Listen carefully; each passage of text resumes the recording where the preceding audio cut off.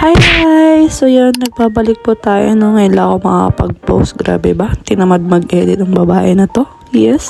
So yung araw na to, ito yung magme-medical na kami. So, kinabukasan to nang pumunta kami ng job fair. Yes. So yan, nagbibihis na ako rito mga B. So short lang short vlog kasi wala ako masyadong na video kasi nga doon lang naman kami sa clinic medical lang din naman. Magkukwento na lang ako sa inyo, no? So, yun. Kasi ako, napending ako mga B. Yung sa urinalysis, tapos dun sa aking jebs. Yes. Bakit? Kasi yung aking urinalysis, hindi pwedeng magpasa dun. Kasi nga may mens tayo mga B. Aray mo, Tapos yung sa jebs naman, hindi ako maka-jebs be. Namamahay yung pwet ng atin yun na yan.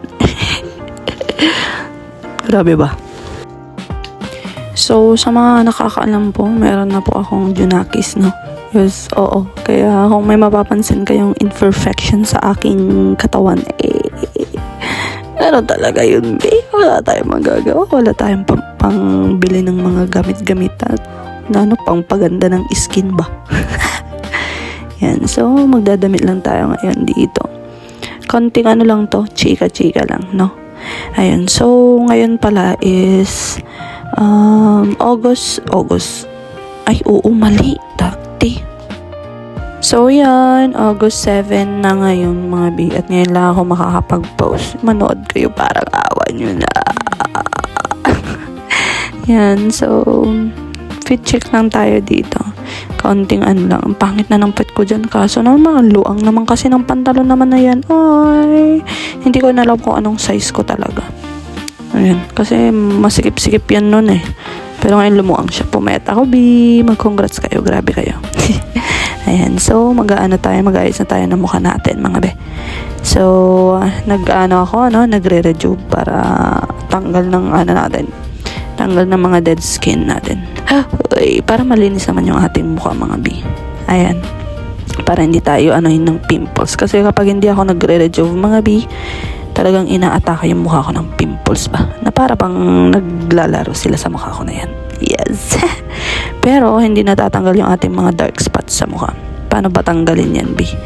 Any recommendations out there? Wow. Ayan. So, panoorin nyo na lang yung mukha ko na yan. Putakti. Ayan. So, hanggang ngayon, B, hinihintay ko pa rin. Hanggang ngayon, August 7, hinihintay ko pa rin yung tawag ng aking agency. Kung kailan ako kung tatawag ba sila, piste. Di ba? Pero kwento ka na din sa inyo. Kasi yung mata ko noon, di ba, nag-eye test kami. Ishikara bang tawag doon? Aria. Kalimutan pa nga ni.